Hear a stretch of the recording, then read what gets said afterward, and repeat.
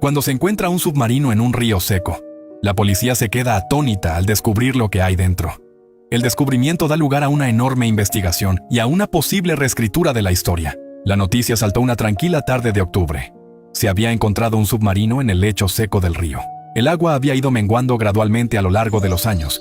Su corriente, antaño fuerte, se había reducido a un hilillo lento debido a las prolongadas sequías y al cambio climático. Pero nadie había imaginado que el declive del río dejaría al descubierto algo tan extraño, tan fuera de lugar, tan inexplicable. Fue un pescador local, Joe Hawthorne, quien descubrió la embarcación mientras recorría el lecho del río en busca de algún pez que pudiera haber quedado atrapado en los pequeños charcos que aún salpicaban el paisaje. Había visto un gran objeto metálico parcialmente enterrado en el barro agrietado. Al principio supuso que se trataba de una pieza oxidada de maquinaria industrial, arrastrada río abajo hacía años, y que ahora había quedado al descubierto por la retirada de las aguas. Pero al retirar las capas de suciedad y mugre, vio surgir una forma familiar, un cuerpo cilíndrico, paneles remachados y una característica torre de control.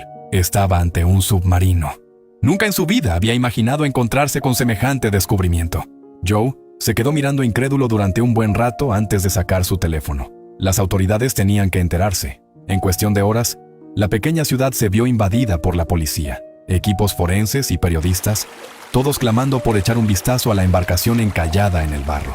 Joe estaba ansioso por saber más al respecto, y no abandonó el lugar, empapándose de cada momento desde detrás del perímetro que se había establecido. Había encontrado el submarino, así que quería quedarse para ver qué hacía exactamente allí y si iban a abrirlo. Empezó a inventar historias en su cabeza sobre lo que podrían encontrar dentro, cada una más descabellada que la anterior. Pero ni siquiera él podía imaginar los secretos que la nave había estado ocultando durante tanto tiempo. A la vista, era como cualquier otro submarino, pero estaba en un lugar extraño, y el interés que bullía a su alrededor parecía hablar de un misterio en su interior. El submarino era viejo.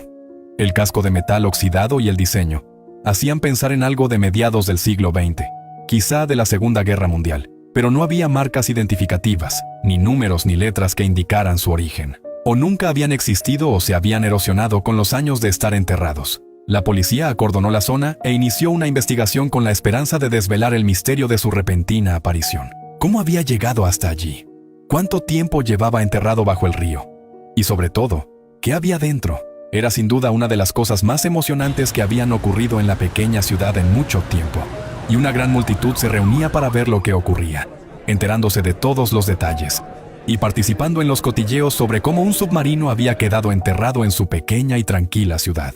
El submarino en sí era una nave formidable, y parecía estar sellado. No había puntos de entrada obvios visibles desde el exterior, aunque una de las escotillas parecía parcialmente corroída, lo que ofrecía un atisbo de esperanza de que pudieran abrirla sin dañar la estructura. La policía trajo un equipo especializado para cortar el metal oxidado, con cuidado de no molestar a lo que pudiera haber dentro. La enorme multitud pareció contener la respiración colectivamente, mientras el sonido del metal raspando llenaba el aire. Las chispas saltaban mientras la nave sellada luchaba por no revelar sus secretos. El primer intento de abrir una brecha en el submarino llevó horas, ya que el grueso metal se resistía a las herramientas que utilizaban para cortarlo. Pero a medida que avanzaba la tarde, se hicieron progresos. Algunos de los asistentes se habían cansado de esperar y se habían ido a casa, pero aún quedaba una pequeña multitud de curiosos reunidos cerca de la orilla del río, mirando a través de las barreras policiales, con la esperanza de presenciar cómo se desarrollaba la historia. La policía y los equipos de investigación compartían la misma excitación nerviosa, inseguros de lo que iban a encontrar, pero incapaces de deshacerse de la creciente sensación de que aquello era algo más que una reliquia de guerra abandonada. Cosas como esta no ocurrían aquí, y suponían un cambio respecto a las noticias habituales de los pueblos pequeños. Cuando el corte se detuvo, todos se dieron cuenta de que el recipiente había sido abierto. Lo que había dentro estaba a punto de ser revelado, pero la policía se quedaría atónita ante el descubrimiento. Cuando el equipo de corte abrió por fin la escotilla corroída, la policía contuvo la respiración. Cuando la trampilla se abrió, les golpeó una ráfaga de aire viciado, un olor espeso y rancio que no había visto la luz del día en décadas. Al asomarse al interior, apenas pudieron ver más que sombras y oscuridad. Nada les pareció extraño o interesante. Parecía el interior de cualquier otro submarino. Las linternas apuntaron a las turbias profundidades, revelando un interior estrecho con maquinaria vieja y oxidada, cables que colgaban del techo, y una serie de compartimentos pequeños y polvorientos. Enseguida quedó claro que este submarino no había estado en servicio activo durante mucho tiempo. Pero había algo que no encajaba. No se trataba solo de que el submarino estuviera en el lugar equivocado. Después de todo, los submarinos no deben estar en los ríos, sino que, cuanto más lo observaban, más se daban cuenta de que todo el interior parecía improvisado. El equipamiento no era de tipo militar. Había modificaciones extrañas, cables empalmados de formas que sugerían que alguien con conocimientos limitados había intentado mantener los sistemas en funcionamiento. Se habían instalado estanterías a lo largo de las paredes, abarrotadas de viejos cuadernos, herramientas oxidadas y extraños dispositivos electrónicos que nadie podía identificar de inmediato. Lo que a primera vista parecía un submarino normal, era cualquier cosa menos eso. La policía se quedó atónita ante la naturaleza caótica de la escena. No se trataba de un submarino militar, a pesar de su apariencia inicial. Era algo totalmente distinto. Algún tipo de nave casera o muy modificada. Pero, ¿quién lo había construido? ¿Y por qué lo habían abandonado en el río? Tenía que haber tenido un propósito en algún momento, y ahora todo el mundo estaba deseando averiguar cuál era. Mientras tanto, Joe y la pequeña multitud que aún permanecía en las orillas secas alzaban el cuello con la esperanza de vislumbrar algo. Cualquier cosa que les diera una pista de lo que había dentro. Pero era inútil. Sin estar en la propia nave no podían ver nada. Un extraño silencio se había apoderado del lugar, y la gente no sabía qué estaba pasando, si pudieran ver lo mismo que la policía. Cuando los investigadores registraron el submarino, encontraron algunos objetos personales. Una chaqueta de cuero sobre una silla, un par de botas desgastadas y una lata de cigarrillos, aparentemente intactos. Pero no había cadáveres. Ninguna prueba de quién había estado a bordo. Y cuanto más buscaban, más inquietantes se volvían las cosas. De repente, ya no parecía algo excitante, sino algo muy serio. En la parte trasera del submarino, la policía hizo su primer descubrimiento.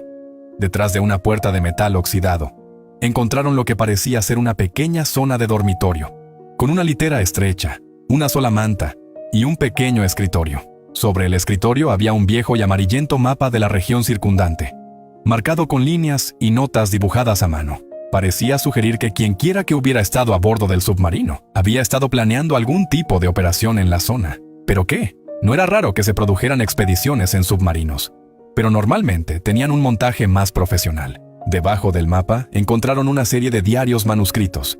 Las primeras páginas estaban llenas de notas técnicas, cálculos, diagramas y bocetos de maquinaria. Pero a medida que avanzaban en la lectura, el tono de los diarios cambiaba. Las anotaciones se volvieron más erráticas, más personales. Quienquiera que los hubiera escrito se había vuelto cada vez más paranoico, describiendo extraños ruidos procedentes del río, extrañas figuras que observaban desde las orillas, y una creciente sensación de que estaban siendo perseguidos. No se sabía lo que el aislamiento en un submarino podía hacer en la mente de una persona. Manejando el cuaderno con cuidado, los investigadores hojearon sus páginas, saltándoles a la vista párrafos extraños.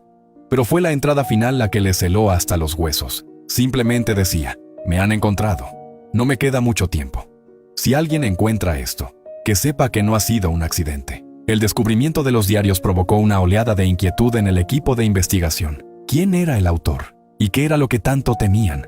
Cuanto más aprendían, menos sentido tenía la situación. Estaba claro que el submarino se había escondido en el río a propósito. ¿Pero por qué? ¿Y cómo había permanecido tanto tiempo sin ser descubierto? La última entrada parecía indicar que a la persona que estaba aquí abajo le había pasado algo malo, y que sabía lo que le iba a pasar. De repente, el descubrimiento del submarino había dado un giro oscuro. El equipo forense registró el interior en busca de huellas dactilares, ADN, y cualquier cosa que pudiera ayudar a identificar a las personas que habían estado a bordo y lo que podría haberles ocurrido, pero no encontraron nada. Quienquiera que hubiera estado dentro se había esforzado mucho por borrar su presencia o había hecho que la borraran por él. La policía se quedó con más preguntas que respuestas, y la investigación pareció estancarse. Lo que estaba claro era que el submarino ya no era solo un descubrimiento interesante, sino una escena del crimen en potencia. Creyeron haber encontrado todo lo que había que ver en el interior de la nave. Colocaron los objetos en bolsas de pruebas y precintaron toda la zona para llevar a cabo una investigación exhaustiva. Entonces, casi por accidente, hicieron un segundo descubrimiento más impactante. Uno de los oficiales, que inspeccionaba la extraña maquinaria del submarino, notó algo extraño en un panel del suelo. Su ojo avisor vio que no coincidía con el resto del interior. Era más nuevo y estaba soldado con materiales más modernos que no estaban tan oxidados ni corroídos. Llamó a los demás y juntos la abrieron. dejando al descubierto un compartimento oculto bajo el suelo. Dentro había una pequeña caja forrada de plomo. La caja estaba cerrada, pero tras un breve forcejeo consiguieron abrirla. Dentro de la caja había un montón de documentos, fotografías antiguas, planos técnicos y, lo más inquietante, una serie de mensajes codificados. Las fotografías mostraban lo que parecían ser instalaciones militares, astilleros navales y, en una imagen especialmente granulada, lo que parecía un primer modelo de ojiva nuclear. El descubrimiento les dejó atónitos. Una vez examinados por los expertos, los planos revelaron el diseño de un prototipo de submarino, una pequeña nave secreta diseñada para el espionaje. Pero el diseño no se parecía a nada que se hubiera visto antes. Era demasiado avanzado para la época en la que el submarino parecía haber sido construido, lo que sugería que quienquiera que hubiera creado esta nave tenía acceso a una tecnología muy superior a la que se conocía públicamente en aquel momento.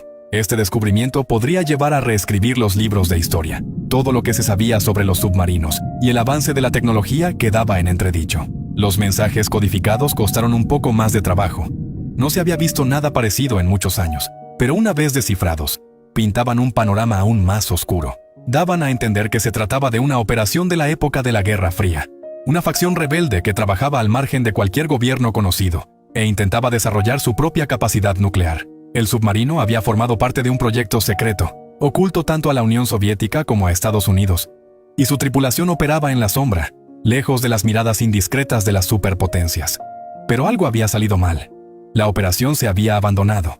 La tripulación había desaparecido y el submarino se había dejado oxidar en el río, olvidado por el tiempo. El diario personal parecía insinuar que su propietario sabía cuál era su destino, y nadie podía imaginar lo que había vivido, desarrollando cosas que nadie conocía solo para ser descubierto y capturado o algo peor. El descubrimiento conmocionó a la policía local. Lo que había empezado como un extraño y casi cómico hallazgo en un río seco, se había convertido rápidamente en un problema de seguridad nacional. Se llamó al FBI y se acordonó completamente el lugar. La investigación había dejado de ser un asunto de interés local y se había convertido en una investigación de alto nivel, con funcionarios de varias agencias gubernamentales que llegaban a la pequeña ciudad ansiosos por comprender cómo había aparecido esta reliquia y qué significaba para el presente. Joe había oído rumores de lo que estaba ocurriendo en el submarino y no podía creer lo que había descubierto.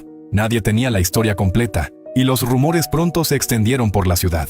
Parecía que no solo los lugareños no entendían lo que estaba pasando. Los equipos de investigación estaban igual de confundidos. La facción canalla detrás del submarino había cubierto sus huellas demasiado bien.